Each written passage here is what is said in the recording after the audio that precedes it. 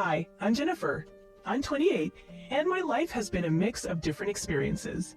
I was born into a wealthy family, surrounded by luxury and success. My parents built a cleaning empire, and our mansion reflected their achievements. I remember exploring the rooms, each one telling a story of prosperity. One evening, as the sunset filled my room with golden light, my father asked if I liked my new room. I loved it, feeling like a princess. He reminded me that true value is in the heart and mind, not just material things. My mother emphasized the importance of kindness and intelligence. Despite understanding their words, I was still captivated by the luxurious world around me. I assured them I wouldn't forget their advice, but my fascination with the material world persisted. Those evenings with my parents were life lessons, blending love, luxury, and learning. Little did I know, the real lessons were yet to come. I often sought solace in the quiet corners of the library, delving into the realms of mathematics and strategy. One day, my friend Selena noticed and asked if I ever got tired. I explained that it's not tiring when you love something, comparing it to solving a puzzle. I was preparing for the Math Olympiad, and Selena joined me in exploring the challenge of a complex equation, finding humor in its alien-like appearance.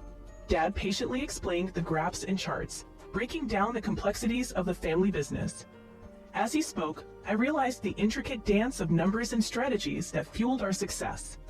The living room became a makeshift classroom, and my journey into the world of business had officially begun. From that moment, my evenings were filled with lessons on economics, management, and the art of negotiation. My parents, self-made magnates of the cleaning empire, were determined to pass on their knowledge. Despite the opulence of our mansion, they wanted me to understand the effort and strategy behind every shiny surface. As the years passed, my understanding deepened, and I found myself naturally drawn to the strategic aspects of the business. The high ceilings and plush carpets of our living room became witnesses to my growth as a strategist. Little did I know that this early grooming would shape my approach to the challenges that lay ahead. The Olympiad was not just a competition, it was a reflection of the strategist I was becoming.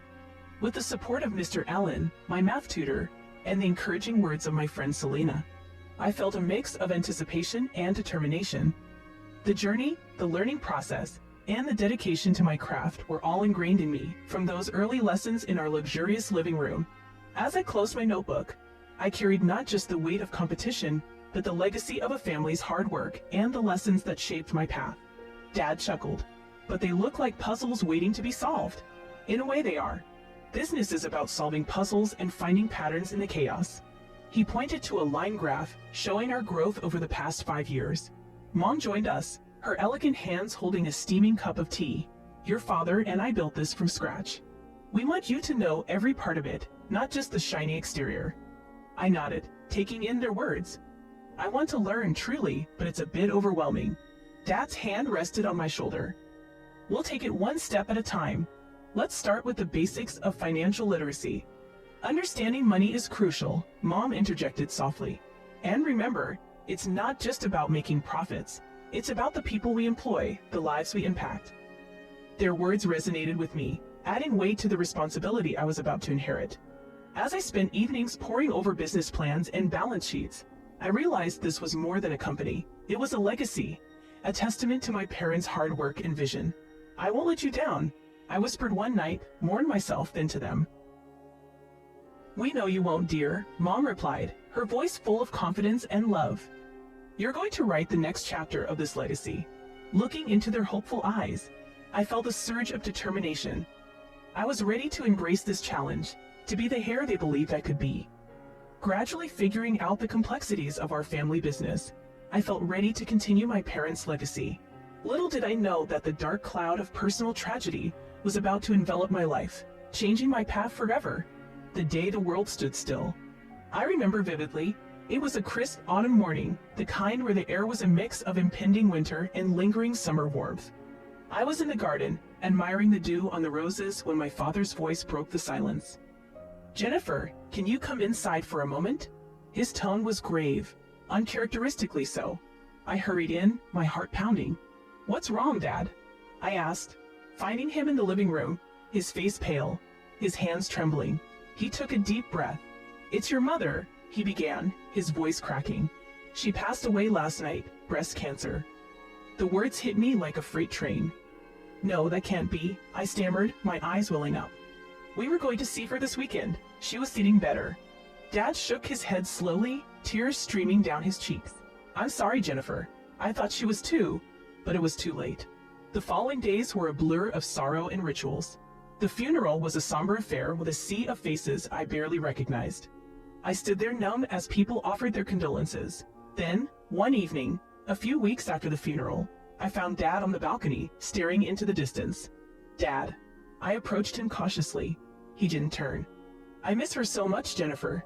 She was my everything. I know, Dad. I miss her too, I replied, my voice barely a whisper. He suddenly turned to me, his eyes red. You look so much like her, Jennifer. It's both a blessing and a curse. I didn't know what to say. The pain was too raw, too real. We stood there in silence, the weight of our loss engulfing us. Months passed, but Dad's grief only deepened. One morning, I noticed he wasn't in his room. Panic set in as I searched the house, calling his name. Then the unthinkable happened.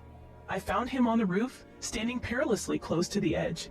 Dad, no, I screamed, racing towards him. But I was too late. As I reached the rooftop, I saw him step off the edge. Time slowed as I ran to the parapet, horror-stricken. Dad. I cried out, tears streaming down my face, but he was gone, swallowed by the unforgiving ground below. The devastating losses of my mother and father left me enveloped in a shroud of grief, struggling to find my footing in a suddenly altered world. It was in this crucible of sorrow that I slowly began to rebuild myself, channeling my pain into determination to revive the business legacy they had left behind. I remember sitting in the dim light of my office, the weight of grief and responsibility heavy on my shoulders. The family business, now solely mine, seemed like a colossal challenge. My fingers traced the outlines of the company ledger, a silent reminder of the legacy left behind. Selena, my lifelong friend and confidant, entered quietly. Jennifer, you need to eat something, she said, placing a sandwich on my desk. I looked up, forcing a smile. Thanks, Selena? I can't focus. Everything reminds me of them. She sat down, her eyes filled with concern. I know it's hard, Jennifer, but you're not alone. We'll get through this together. Her words were balm, but the pain was still raw. I just don't know if I can do this, Selena. Run the business, be what my parents wanted me to be. You're stronger than you think, she insisted. Your parents prepared you for this. They believed in you, and so do I. Her faith in me sparked a small flame of determination. I need to make them proud, don't I murmured, more to myself than to her. Absolutely, and you will, Selena replied. But first, you need to start taking care of yourself again. That's what they would have wanted. I nodded slowly, the resolve building within me. You're right. I'll start by going through these accounts, setting a new direction for the company. It's time to rebuild. Not just the business, but myself too. Selena squeezed my hand. That's the spirit, and I'll be here every step of the way. Ever since taking over the family business, I felt a surge of purpose pulsing through me. The office, once my father's kingdom, now echoed with my decisions. Jennifer, the projections for next quarter are ready, my assistant Mark announced as he handed over a stack of papers. I scanned the numbers, my mind racing. These numbers, we can do better. Have we considered expanding into the newer markets? I asked, my eyes not leaving the graphs. Mark hesitated. It's risky, Jennifer. Your parents never ventured there. I looked up, meeting his gaze. But I'm not my parents, am I? Set up a meeting with the team. We need a strategy to break into these markets. Days turned into weeks as we prepared. I pushed the team, demanding innovation and boldness. The breakthrough came unexpectedly during a late-night meeting. Jennifer, what if we integrate eco-friendly practices into our services? It's a growing trend, suggested Lisa, one of the senior managers. I leaned forward, intrigued. Elaborate, Lisa. As she explained, a vision formed in my mind. We could revolutionize the industry, not just expand. Let's do it, but we need to act fast. Be the first to hit the market with this approach, I declared. The following months were a whirlwind. Implementing the new strategy was challenging but exhilarating.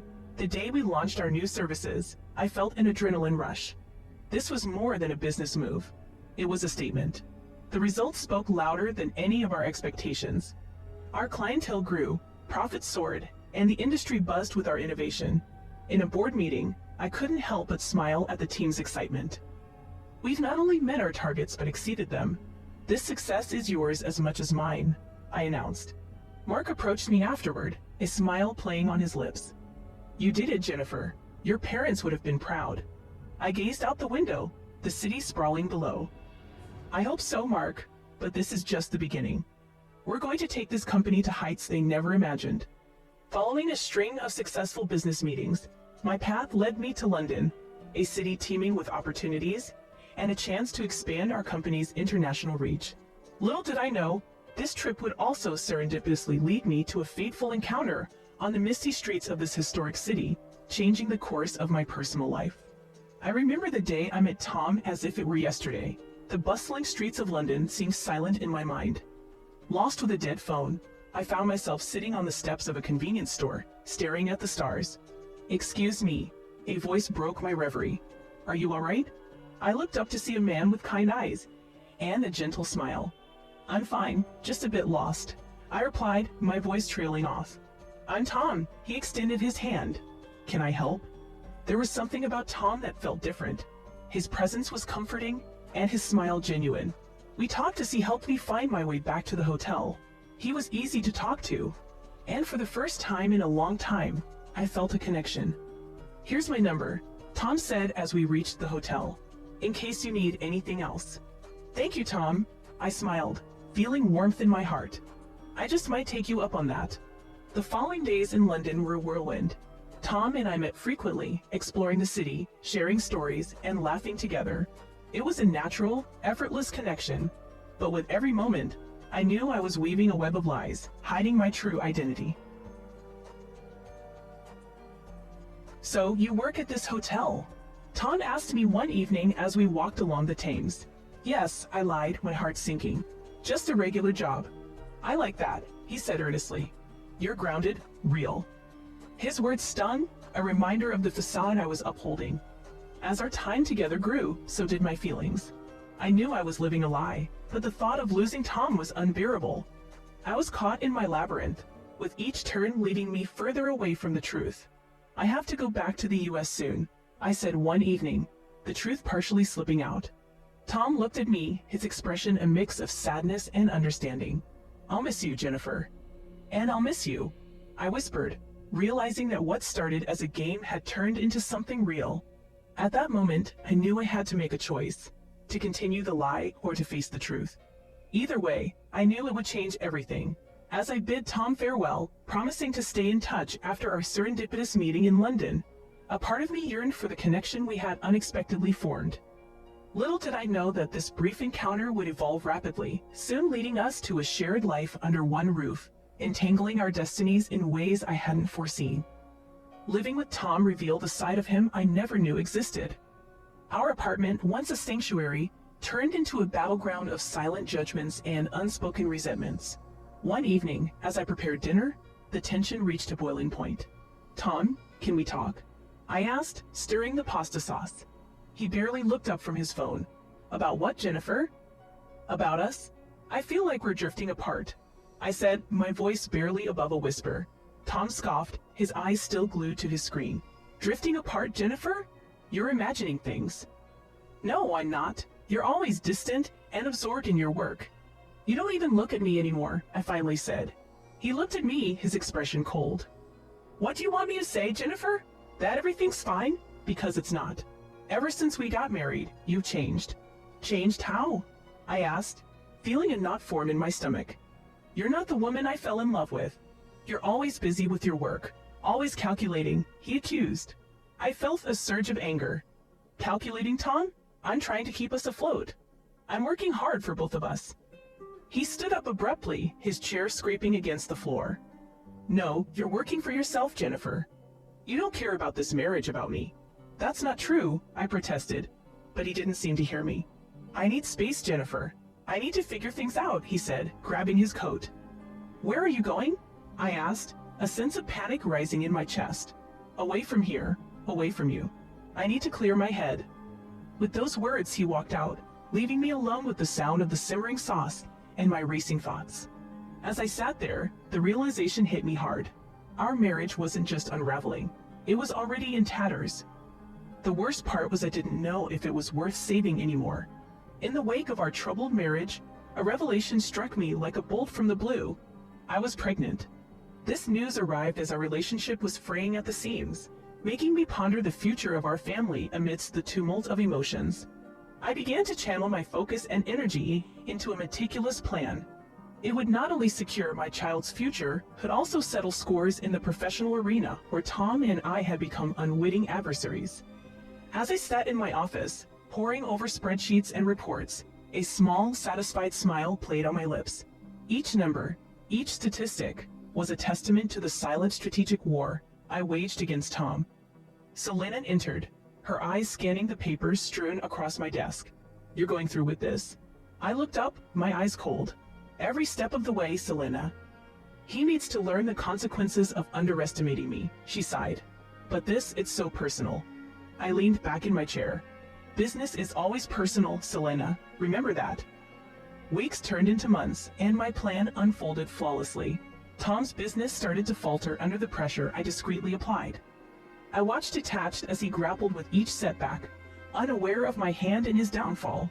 Then came the day he walked into my office, a man defeated, seeking a job in the company he didn't know I owned. The receptionist had directed him to the head's office for his appointment. I could hear his footsteps approaching, heavy with a mix of hope and desperation.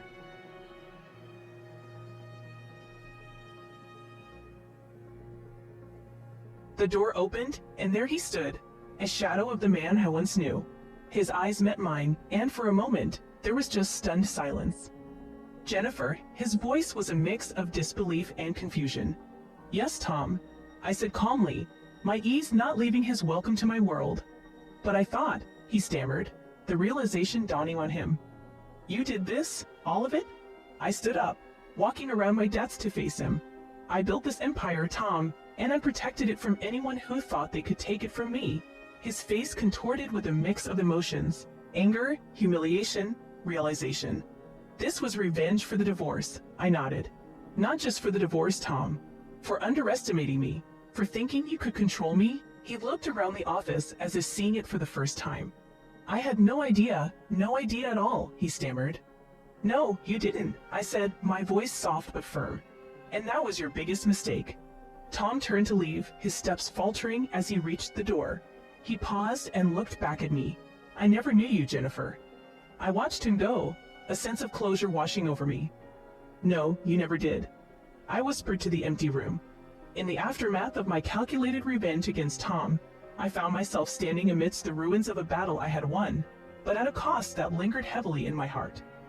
This introspection led me to a crucial crossroads, urging me to embark on a journey of self-redemption and focus on the values I wanted to impart to my unborn child. It marked the beginning of a profound personal transformation. Sitting in my office, gazing at the city skyline, I reflected on the journey that brought me here. The office was quiet, the only sound being the gentle tapping of my fingers on the mahogany desk. My thoughts were interrupted when Selena, my trusted friend and colleague, walked in. "Jennifer, are you okay?" Selena asked, concern etching her features. I managed to smile. "Yes, just thinking about everything, life." Selena pulled up a chair. "You've been through so much, but look at what you've built." She gestured around. "It's incredible." I nodded. "I know, but at what cost, Selena? I sometimes wonder if I lost a part of myself in this relentless pursuit."